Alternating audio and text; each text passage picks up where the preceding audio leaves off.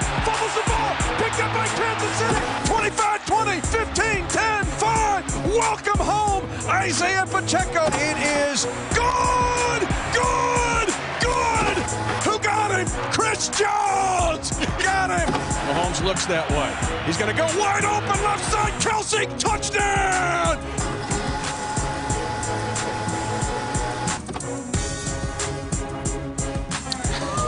Okay, where do we start and how do we frame this? Another way to win. The Chiefs win 19-17. I'm Mitch Holthus, by the way, voice the Chiefs, along with senior team reporter Matt McMullen, star of the Hallmark movie coming out. That's why we're wearing these hats. Check it out tomorrow, people. Oh, yeah. I'll be in there for 10 seconds. No, he's great. You hear the crowd roaring a 19-17 victory over the Raiders. To give the phrase "you can't make this up" really is for the season to this point at 11-1. I'm going to tell you how crazy this win is and what it means historically in a second. But let's just start with the Chiefs pulling this out on a muff snap to Aiden O'Connell. They found a way to win the game in the end, and we say this like every single week on Chiefs Rewind now, but that's all that matters is you find a way to win the game. They're 11-1 on the season, and we just locked up a playoff spot for the 10th consecutive year. A decade straight of going to the playoffs. Think about that. We're just the 7th team since 2000 to clinch a playoff spot in November, and we're the first since 2019, and the very first since the season expanded to 17 regular season games. So a little nerve-wracking there at the end, but a win's a win, and we're going back to the playoffs for a 10th straight year. And the first time a team has clinched a playoff berth with 5 weeks to go since the 2009 Colts. Okay? Wow. So you have all of that, but there's more coming. But with all these close wins and crazy ways in the way to win. Let's back it up. All right, the Chiefs had a 16-3 lead. And let's start with Matthew Wright. Yeah. We didn't even know he's going to be on this team until Monday late afternoon. Flies in on Tuesday and has 4 field goals. So let's give him credit because he nailed every one of them. Anyone missed, Chiefs lose. And for those of you that watch Field Pass, we were joking around that Matthew Wright wanted the franchise record back because back in 2022, he hit a 59-yard field goal that had the franchise record for like 1 week until Harrison Butker came back, hit a 61-yarder to get the record. It wouldn't quite have gotten the record here today. It was a 59-yarder again at the end of the first half. But I was thinking about you because I was like, Matthew Wright wants that record. Didn't make that one, but otherwise, yeah, 4 or 5 on field goals. No, but I did say this on his 42-yarder. I said the replacement kicker for the replacement kicker just had a replacement kicker field goal of 42 yards. Stand up for replacement kickers. And we could count on him here today because in a game like this where every point counts, you need all your field goals to go through. So thank you, Matthew Wright. But the Chiefs get a touchdown. Justin Watson from Patrick Mahomes. And again, Mahomes was under duress. 5 sacks again. His career high is 5 sacks, and he's now had it in the last 2 games. But he's able to kind of rainbow a throw in there to Justin Watson, who's that sneaky kind of hero. Now 2 weeks in a row, he's made giant plays. The blocks against Carolina, and now this touchdown catch. That was a great touchdown pass by Patrick Mahomes, wasn't it? While getting hit and wrapped up by the defensive end, finds a way to rainbow it in to Justin Watson for the touchdown, who also made a great catch. And that was some history, too. Looking forward to hearing your call later, because that had Patrick pass Len Dawson for the most touchdown passes in franchise history. Otherwise, though, just 1 for 5 in the red zone today. Got to clean that up. Yeah, and they've been so good. It's kind of been up and down, really. Give the Raiders defense credit. The other thing, Kansas City really couldn't establish the run game. Outside of the 34-yard run by Pacheco, it wasn't happening because the Chiefs have been so good at 5, 6, 7, 8 on runs, which gives them 2nd and short or 3rd and short. Not today. The Raiders were playing the run and the pass. I'll give the Raiders credit. They wanted to win this game badly, and they won for a lot of the game in the trenches, the defensive and offensive lines. And that's why we couldn't run the ball, because their defensive front was getting pushed on our offensive line. So credit them there. Really had the DNA in a lot of ways of the Christmas Day game last year. The difference is the Chiefs pulled this one out. What the Raiders did not do is turn it over, and they were outstanding in that regard. We're going to talk more about the defense, 3 sacks in this game for the Chiefs, but let's go to the podium. All right. As far as the injuries go, really Nick Bolton was the only one that got hurt a little bit, but he was able to come back in the game. Did a nice job finishing up. There are some good things. Most of all, the win was a positive here, and these things are hard to get in this league, and especially against this crew. They do a nice job, and against us, it seems like every time we play them, so it comes right down to the end. So a couple the highlights. Pat had a big day. He was 25 for 43 for over 300 yards, touchdown. Kels had a big day with 7 catches for 68 yards, and D-Hop showed up with 4 catches for 90 yards. And then we did a nice job on third downs. The red zone, we've got to do better there. We were 1 for 5 in the red zone, and that's not good enough when you're playing a team like this. So we've got to take care of business there. The 6 penalties on the offense and the defensive side was not a positive either. We've got to make sure we clean some of those things up. It's hard to go backwards in this league and win games, and we were doing it there a little bit. On the defensive side, Bolton had a nice day with 10 tackles, and the fumble recovery at the end was tremendous. George had a sack and a deflection, which was big, and then Chris Jones came up real big with the 2 sacks, and he was playing on the other side there. It was good to get Omenihu suited up and playing.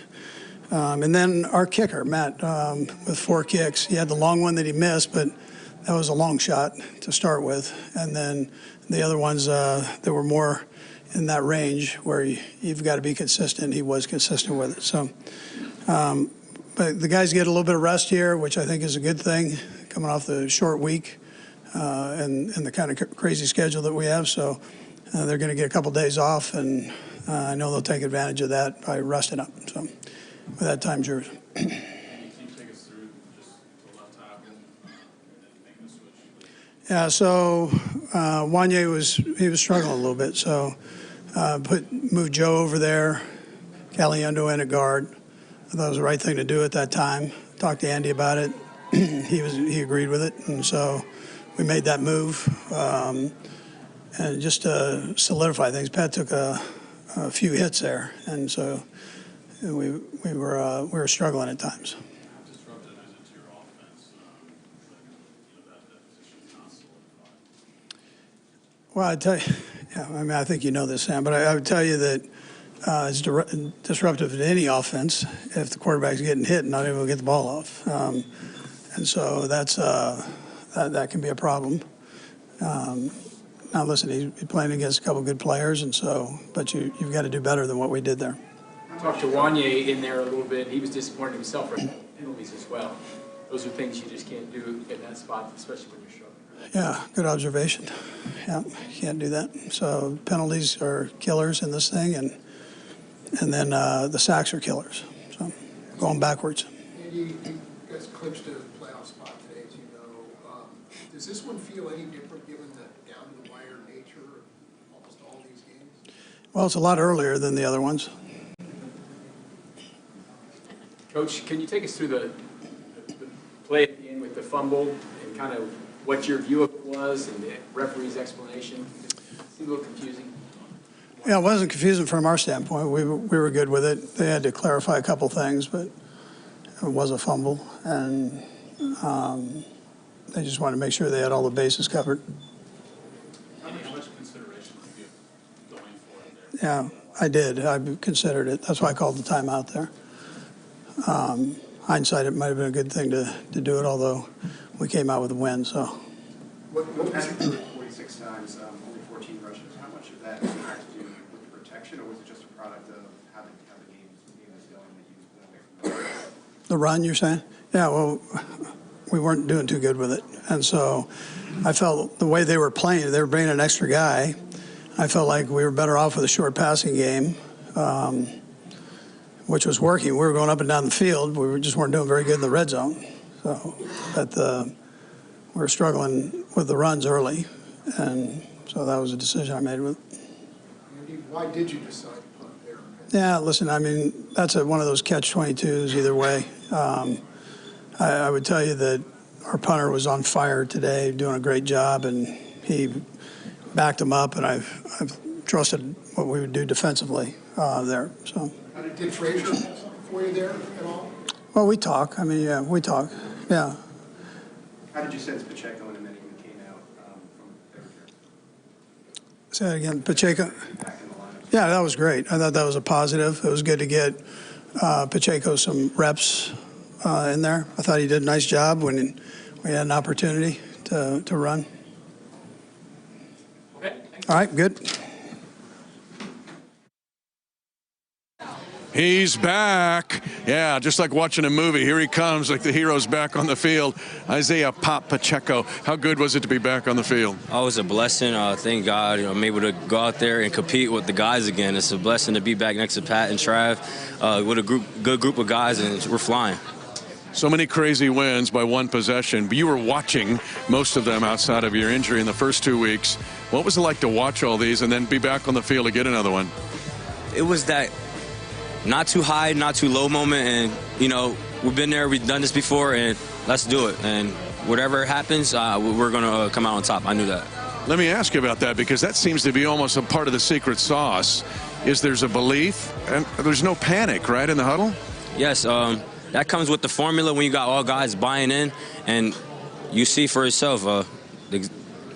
You see it. I see it, and I'm trying to get my heart rate down. You get a 34-yard run in this game. People are so excited. What about that run, and why did it pop open? Just patient, slow too fast through. The front three did a great job out to the tackles. Seen it and hit it, and usually wanted to get the first down. That was the goal of the play, and it ended up being a big play versus a first down. And, I was happy to get that back rolling again.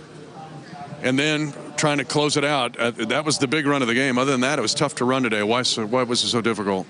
Yes, you got the team. They know you're running the ball. It's 4 minutes. You got guys. It's tough. Put it on the leaders. That's what we got. Let's run it. I gave the analogy of the old, you grew up in Jersey. I gave the analogy, Dana and Hughes, who grew up in Jersey, of the old Old World Wrestling Federation, right? Yeah. You tap out, the dude comes in with a folding chair. How about you with Kareem Hunt, Samaj P. Ryan, and this whole tag team? Now what happens? Yes, you can't settle. You can't settle for one player. You can't focus on one player. You got thunder, lightning, and tornado, I say. You know what I mean? It's a tornado coming through. And shoot, I'm Taz, so I'm coming through with the tornado. He worked his tail off to get back, and we're glad he did. The Chiefs win it. Isaiah Pacheco is back. Yeah, I didn't see it, but obviously a big stop and a big moment. They got us to win there, yeah, I mean we gotta execute better in the fourth quarter, so it doesn't come down to that.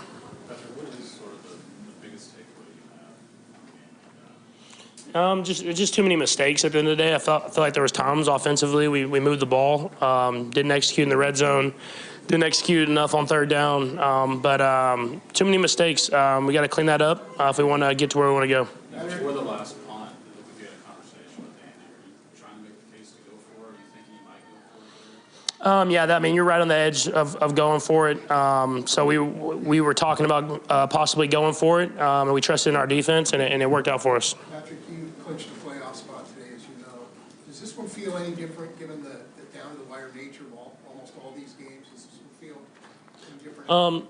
I'm not necessarily. I mean, I think when you clinch a playoff spot, that's your first goal, is to get into the playoffs and give yourself a chance to go for that Super Bowl. But we know we have a long ways to go. We got to continue to work to get better, to continue to be a better football team going into the playoffs. You think the sense that it's a little bit bittersweet, just in your eyes, do you feel like that is sort of representation of what the team is feeling right now? We just hold ourselves to such a high standard that we don't feel like we're playing our best football altogether, and it seems like every game it's offense does good, defense does good, kind of vice versa. We got to find a way to build up so we can play great as a full entire team. It's awesome that we're finding ways to get wins. At the end of the day, that's what you're going for. But our goal is to get to that Super Bowl, so we're going to try to continue to get better and better so that we're playing our best football hopefully by the end of the year. Patrick, they made the move at left tackle in the second half, set one you down. How difficult is that to make a move during a game?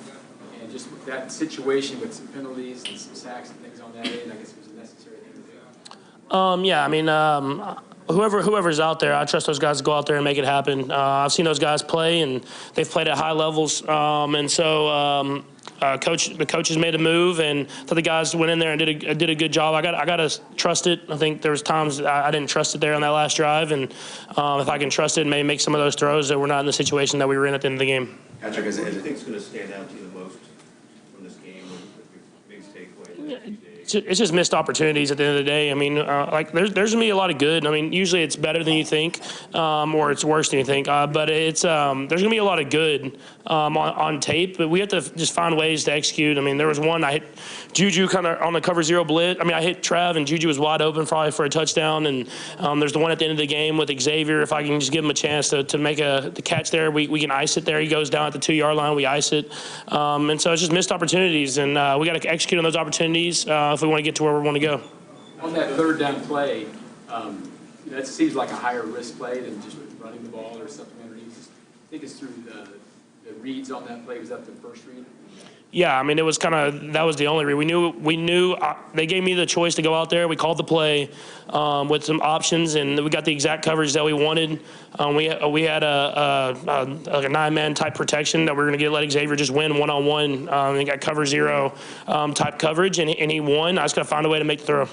Patrick, how do you balance the need to improve, like you said, to get to where you want to go versus the fact that you guys are building calluses right now, kind of learning how to win, battling late in games, and sort of the positive takeaways from moments like that?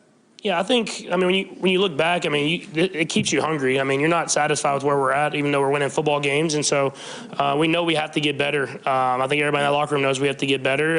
But we want to go out there and do that and prove that. So our goal is over these last few games is to prove the team that we believe we really are going into the playoffs and then play like that throughout the playoffs.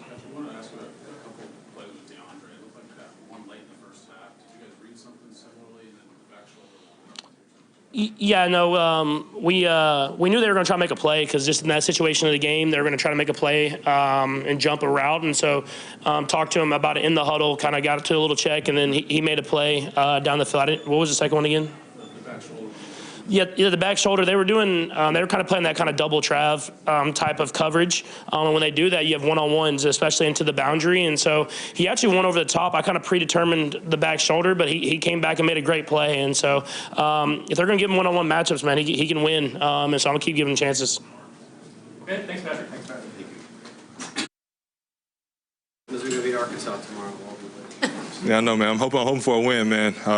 If everything goes the right way, I might head down there and see what they got going on this weekend. But, yeah, I'm going to be rooting them on for sure. Nick, can you take us through the last play for the Raiders and what you saw? Yeah, I'm pretty sure he's trying to make a pre-snap check to one of his wideouts. The center kind of had a miscommunication, hiked the ball early. The ball kind of fell on the ground. Quarterback fell on it, kind of squared out the back part by his feet. I was in the right place at the right time. Happy to come up with the football. Nick, what are just the overall emotions after a game like that? Yeah, man, I'm super proud we got the win. The game was kind of in our favor early. I got lows in the third quarter, kind of hurt us a little bit. Start the fourth quarter, and then just got a fun way to win. We're happy with 11-1, but a lot of stuff to clean up. And you mentioned the explosive passes earlier this week. Mm-hmm. They had a lot of them in the day. I guess what do you think these teams cleaned up there? Yeah, man, as a whole, man, all 11. We got to be more dialed in on making them take the long car road. Since I've been here, Spags' pre-setting hasn't changed, but we just got to find ways to make them take the long car road, eliminate explosive plays, man, and just make them make contested, tough catches, and some of them are wide open. Nick, we'll check out for a few plays. What exactly happened and where you got right? Yeah, man, I made a tackle. He took a knee to the groin area. Didn't really feel too good. But, yeah, man, I'm good now. Took a couple plays to kind of get back right, but I'm in a good space now. Nick, back to the final snap a second. When the officials were huddling, what were you thinking? What did you think had happened?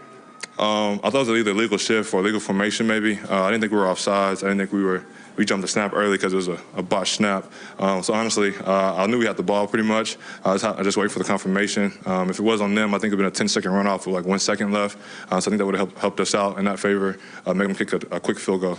Nick, earlier in the game, you guys had the 4th and 1 stop with Charles. Can you just take us through that play? You had a knack for some 4th down stops this season. Yeah, just kind of flowed the game. Early in the game, they were in the same formation. Brock Bowers ran a jet sweep, picked up 3 yards. Same formation, same motion. It might not have been a motion on that play, but they just ran the complement. It was downhill run play. I saw the beat gap open. Had Charles went out and looped out. I shot the gap, man, and Drew shot from the other side. I made him cut back to me. I was able to get a stop. Nick, you guys clinched a playoff spot today, as you probably know.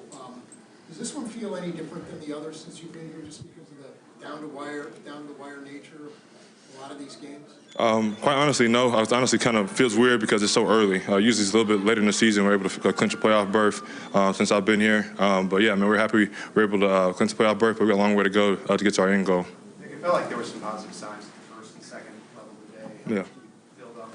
How close do you feel to maybe being back to that defense you guys want to be? Yeah, man, we preached early about getting our swagger back, and we were able to kind of get that going. And then we had an explosive kickoff return, and we've been preaching about, like, it doesn't matter where we get the ball at. Maybe kick a field goal, we give up an explosive pass and give up a touchdown on that play. But I think there's some things we can clean up in the first half. I thought we played good. I thought communication was good. I thought pre-snap looks and disguises and different things that Spags put in, I think that was good on a short week. I just got to find ways in the third quarter to kind of make them kick field goals and eliminate explosive passes again. Charles admitting he was back. Yeah. He looked like he was all over the place, inside, outside. Yeah. I saw a couple times you were trying to help him get lined up, right Yeah. gap or something. But what did you guys see from him, and what does he add coming back? Yeah, man, versatility, like you said, rushing on the inside, rushing on the outside. He can play a three, the shade, the end. So it adds a little versatility to our rush. I mean, it's football, man. He's been sitting down for a little bit. I missed a lot of camp, so if there's a nuggets or something I can help him out with, I'm definitely going to do that. But yeah, man, I think Charles is a pro. He's been doing this for a long time. He's understanding the playbook, understanding what's his role, and excels in his role. So I think he's definitely going to help us as we progress and keep going.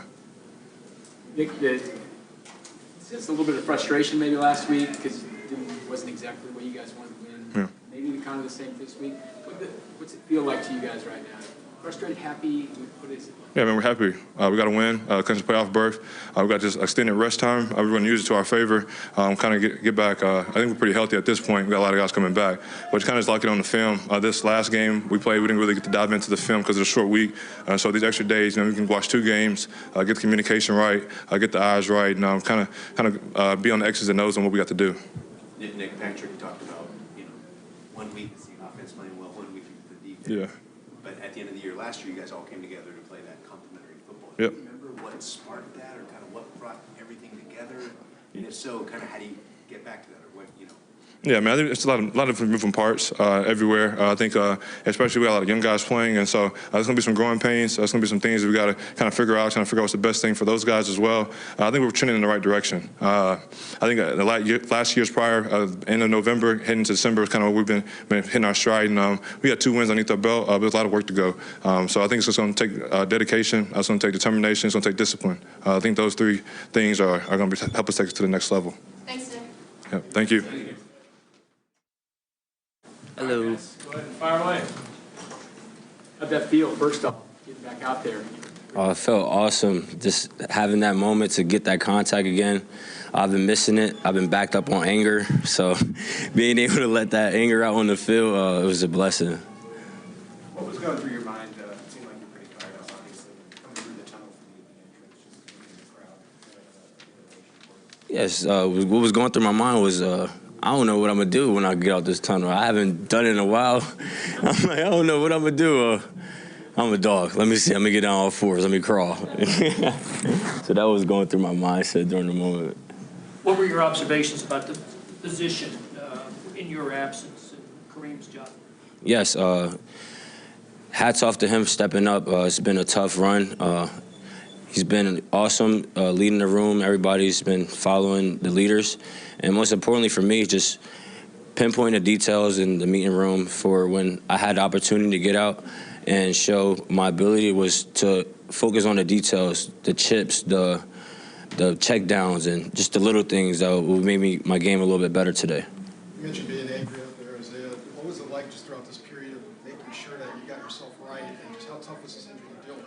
Yes, with the great training staff we have, they did a phenomenal job not rushing me, not throwing things at me. We build it up every day. We came back with something. I was able to come back with something that's happened in practice. Either I was sore or, just being able to work through the moment of being hurt and just not satisfied. I know that the team, the coaches, everybody had my back, and it shows here when you got guys flying around and excited to play football. What did you need to feel comfortable with that ankle, making cuts and stuff like that after the injury? I needed to go out at practice and not think about it, just hit it. make the hardest exaggeration cut as I can so I could feel it, so I could go back to the training room and the staff and like, I felt it today. This is where I felt it. So I could have something to go in and say, more so not going as hard, and I can't go in after practice and like, this happened, I felt good. So I wanted to make sure I was going hard as I can so the little things weren't effective. What was your vantage point of that last play where the defense got the fumble? You were just, helpless out there on the bench watching. What did you see? Did you understand exactly what happened when it happened? Yes, definitely. During that moment, I was talking to Kareem, and I was telling him, let's get ready. We get the ball. Kareem was still like, we got the ball? I'm like, yeah, we got the ball. Like, we're getting it. Let's go. Like, so I was just super hype and just running up to the O-lineman, just getting everybody going. The energy that I've been holding in, I'm just trying to share it with everybody. Isaiah, the last 2 months mentally, just how was that challenge of just knowing you had to do a little bit each day? And Yes, it was challenging. You got days you come in and you don't want to work. You got, you could go as hard as you can. You could get distractions. You got guys that's healthy running around, in and out the facility. But you as a player, you got to focus on what you got to come there to do. And for me, that was to get better day in, day out, and eliminate distractions. I know I wanted to go out to the hot tub, the cold tub, just do those extra things. But during the moment, I had to focus in on what I had in plan, and then on my own time, do the extra stuff. Was there a moment in the game where you felt like, oh, I'm back? Like, you didn't... Yes. That was that second carry, I believe, and I gave a little contact against number 41. Still remember the number. It's crazy. How about the 34-yard run? I mean, what was the kind of mindset for going through that? Yeah, it kind of reminded me of a run I did out there before. So just having that mindset of being patient, slow to, fast through will allow me to just open up the game more. And I wasn't trying to get a home run or touchdown. I just wanted to get a first down and keep the yardage moving.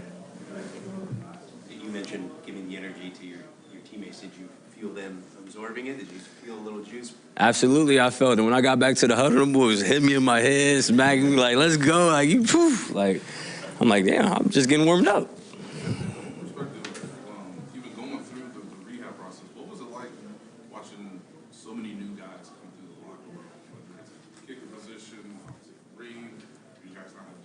Yes, for me, having that, being hurt, you get to spectate a lot more than you're in the moment. You're always just fast. So when you're hurt, you're able to take a step back, look at things a lot more. For me, you got guys stepping up, and being accountable and picking up one another. You got guys taking notes in the meetings. So when their opportunity is up, they make the best of it. For me, we're doing a great job in the meeting room. I see a lot of guys taking notes. I'm in the back, and I continue to look at the leaders and just grab little things off of them and try to get better. Pop, you had other guys that got Let's do one more. Last one. Pop, you had other guys that got injured as well. Xavier Worthy, Rasheed Rice. How have you guys been, working with each other with this get back process? Just coming in there with the mindset of unsatisfied. We know what we want. We know what we got to go get. And just coming in, just handling it day by day and listening to the formula. Thank you. It's the reunion tour. We talked to Pop earlier. Now let's talk to Charles Omenihu. Just your work to get back to get this point. I mean, when we saw that injury last year in the AFC Championship game, we're thinking, man, this is going to be like a year. Yeah. Here you are back. Yeah. Your thoughts? Yeah, I mean, I want to first and foremost thank God. Just get me through this, bro. It was hard. I ain't going to lie. At that 6-month mark, I was like, do I really want to keep doing this? But it got a lot easier kind of at 8 months. And then once I got to 8 months, 8.5, I knew I was ready to rock. I remember when I got out of surgery, I told myself I would be back this game, and God made it so. And Greg and Tiffany, Rick, they were huge in my rehab and getting me back, and I appreciate them. But it felt great. I'm critical on myself. I wanted to get the quarterback down, but my teammates and coaches and Coach Reed and Veach give me a lot of grace, and I appreciate them. Just gotta get to the drawing board and get back to it.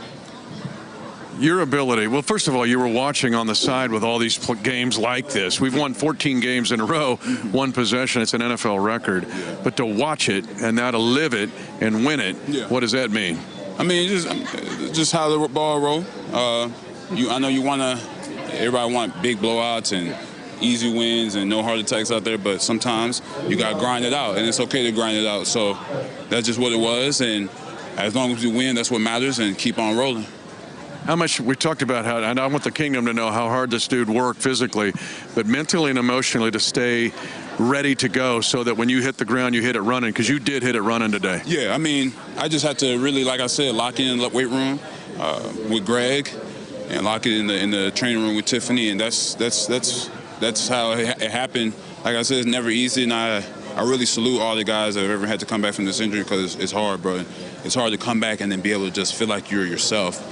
And I'm happy that I was able to go out there. I just want to make plays at this point. That's really it. But to dive into the iPad, like you were preparing to play every week, how big was that to stay in line? Yeah, I watch every game that these guys play, and just to see like what people are doing and what's winning out there and how we're making plays, and just so that when I come back, I don't miss a beat. Final question has to do with you playing both inside and outside, and your length is such a weapon. What about your ability and flexibility, and what does that do for this defense where you can play out and inside? Yeah, I mean, when they brought me here, they wanted me to be a dynamic rusher inside and outside.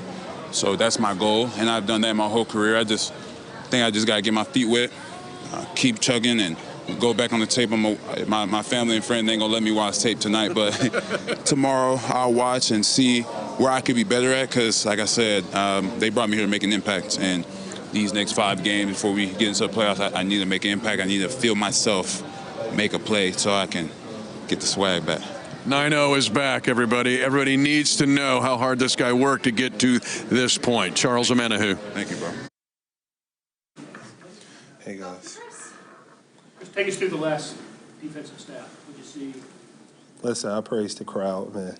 A lot of crowd noise. The center snapped it. Quarterback wasn't ready. Looking at the sideline, and we was able to recover it. What did you think when the officials were huddled? Well, they seen the ball kicked, and I don't think the receiver was lined up correctly. So it was like 2 or 3 different calls on that play. And I was talking with the other ref, I think the side judge, and he was like, y'all going to have the ball. I was like, it's over with, then. Let me get off the field. I'm tired anyway, so let's go home.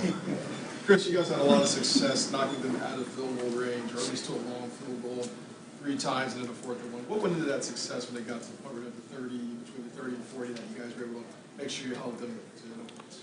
I think it's been a cohesive unit, front 4 rushing together.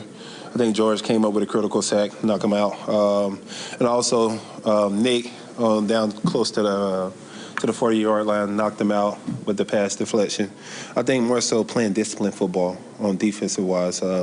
Gave up a lot of errors today. Last game also, I think we eliminate the small penalties and eliminate the big plays also. I think we gave up 2 or 3 bombs today. We eliminate the big plays and the penalties. I think we'll be where we want to be as a defense. Chris, you guys are working together as a former rush. What do you feel like worked better than, say, this past Sunday and obviously led to your 2 sacks? Well, we got him down, for one. I think we've been rushing good overall as a group. We got Charles Omenihu back, who has versatility to this line, inside, outside. I think this time we were just able to get the quarterback down. Chris, do you feel like your biggest takeaway is going to be the errors or the times you guys came through in this day? I think it's more so the errors, things you can correct. You know what I mean? Self-inflicted wounds. I have 2 offsides today, which one gave him a first down and another one moved him closer. I got to be better on that. And then just penalties. Pass interference penalties, hands to the face penalties, little things like that can add up throughout the season, especially in the playoff. We want to kind of get that in check, eliminate the smaller penalties, and then still play physical. Don't take away from the physicality part of how we play in our defense, but just correct the errors. Do you feel like this time of year you would hope to be farther along with some of those things you're making mistakes in, or is it just sort of the flow of the season? It's the flow, man. It's the flow. We got a lot of guys down. We're getting a lot of guys back. A lot of new faces, right? So kind of trying to build that chemistry along the defense and smaller errors. It's part of the game. Chris, you mentioned being tired. Just considering your early bye, how much do you look forward to these 2.5 days? How much will that help you? Hey, listen, man. This is one thing I'm doing this off season is going to the NFLPA, especially with us having 3 games in a 10-day span, that we're mandatory to have a late bye week. You know what I mean? Because with our schedule, it's kind of awkward, to say the least. We play 3 games in 10 days. Then we got a Christmas game coming up. 4 days after that, we got another game. You know what I mean? So I think that's a conversation to be had this offseason. If a team has somewhat of a schedule like that they have a mandatory late season bye, we don't need a week 4 bye. What are we getting the bye for? You know what I mean? Then if you're counting how far we go in the previous season, we're going to the championship in the last 3 to 4 years. It's we don't need a week 4 bye. Give it to us in week 8 or week 10, something like that. Chris, you mentioned getting Charles Vinny back. What do you see from him? Was it right back like he never left? We had to calm Charles down. He's decided. You know what I mean? When emotions going everywhere. He haven't played in a year, and you know how that goes. When you're excited to be back, you kind of can overthink things. I had to tell him, you're a little rusty. It's okay, though. It's okay, right? You haven't played that much. But I think overall, he played a heck of a game. Probably didn't show up on the stat sheet, but it's okay. It's okay. It's first game back. We didn't expect you to have 5 sacks first game back, but we continue to expect him to build off of that. You know what I mean? And continue to be able to play more along the season. Chris, same note, Chris. You hadn't showed up on the stat sheet in a couple of weeks about sacks. You got a couple sacks today. I know you don't count the personal things, but it's got to feel pretty good to get the quarterback out. Man, it's been 8 weeks, okay? I feel like I've been in the cave. But I get it. A lot of things I do is to open up things for other people on the defense. And I keep telling y'all, I'm going to get my numbers. You know what I mean? It's I got 5 games left. I'm at 5 sacks. I get a sack a game. That's 10 sacks. And, I'm where I'm at want to be. You know what I mean? So it's for me, if I was chasing numbers, then I can get them because some things I can do within the defense, but it can kind of ruin the defense. That's the selfless act, It's like a give and take type of thing between me and Spags. But, yeah, I'm going to get my numbers. It's just a different way, man. It's a different way. Last one. Chris, with so much talk about you guys needing to improve to get to where you want to go, can you guys benefit from all these close games and pulling these out come playoff time and using that experience? Absolutely. When you look at the playoffs, most games are close, down to the wire type of games. So it's a lot we can build from this as a team overall. And we're just going to keep on winning, man. Keep on winning. You can learn a lot from winning, you know what I mean? It's better to win than have a pretty loss, okay? So we'll take a ugly win, build from it, and continue to get better. Y'all take care. Happy belated Thanksgiving. Thanks, Chris. Chiefs win it 19-17. I'm going to give you why it's historic in a second, but defensively, there was some sacks in this game. How encouraging was it to see Chris Jones get 2 sacks? Yeah, great seeing the pass rush get going a little bit in this game. Chris Jones had 2 sacks, each on 3rd down. I want to talk about a sack by George Karlaftis, though, because that's kind of one of those hidden plays that helped win this game. It was early in the 3rd quarter, and George sacked O'Connell for a loss of 15 yards. Well, then the Raiders missed a field goal with Daniel Carlson. It's funny because on our podcast earlier this week, we're talking about how Carlson never misses 3 field goals today in kind of cold conditions. But 15 yards is a big deal for Daniel Carlson. If George doesn't get O'Connell there and it's an incomplete pass, maybe he makes that field goal, maybe we lose the game. Yeah, 350-plusers missed by Carlson after he hit 17 straight. Carlson hit 17 straight. Wow. I called it the Purdue spring game because how cool was it that Karlaftis sacks Aiden O'Connell. These guys are buddies back to the Boiler days, but that has to be fun for Karlaftis to get that one. Yeah, people in Indiana weren't sure what to do with that one, but I'm glad our guy won that rep. Well, let's talk about now the road ahead, because going back, this is about how I was at the bye week, and everybody was asking both of us, is it too early for the bye after 5 weeks? And we both said no. Not what this team has had to do, especially since the beginning of the 22 season. This is a team that has played 7 years and 6, 6 and 5, basically 3 and 2. But I said it was the Tour de France. 5 games, the bye. This is the end of the second leg. Yeah. The 7-game leg, 6-1. How big is it now to have this 48 hours and have this little mini bye week and watch the rest of the league tear it up this weekend? It'll be fun for us, right? This weekend, having a weekend off. But yeah, the front end of these games is difficult where you only have a couple of days to practice and get ready. But the back end is nice. We got a big game coming up against the Chargers on Sunday Night Football. We have an opportunity to clinch the AFC West for a 9th straight year. If we can win that game while having the extra time, I'll take it. Let me just tell you, you can jump in here. That's 14 straight wins for the Chiefs in a one-possession game. 14 straight, dating back to the Christmas Day loss to these guys last year. That's an all-time National Football League record. 14 straight one-possession wins. If you look at point differential, which everybody wants to look at, there's only one team that started 10-1 that had less of a point differential. The 1976 Raiders, who went on to win a Super Bowl. And the Chiefs wrap it up. We said since the 09 Colts, they wrap it up with 5 weeks to spare. 8 teams in the last 55 years have done that. 10 teams, I should say. 8 of the 10 went to the Super Bowl. 4 of those 8 won the Super Bowl. Well, and how about this? So we've played 6 home games this year. 5 of them have essentially been walk-offs. So there was the Ravens game in week 1. It was the walk-off review with the toe that was out of bounds. Yeah. Week 2 against the Bengals, walk-off field goal. Against the Buccaneers, walk-off touchdown in overtime. Against the Broncos, we had the block-off. Then today against the Raiders, the walk-off fumble. I get it wasn't technically a walk-off, but there was less than 10 seconds left. It was like the second to last play of the game. So a fumble off. A fumble off. If you're coming to a Chiefs game here at GEHA Field at Arrowhead Stadium, odds are you've seen a walk-off this season. At least we won them, right? Oh, we've won those, and that's the big thing to take into this long weekend.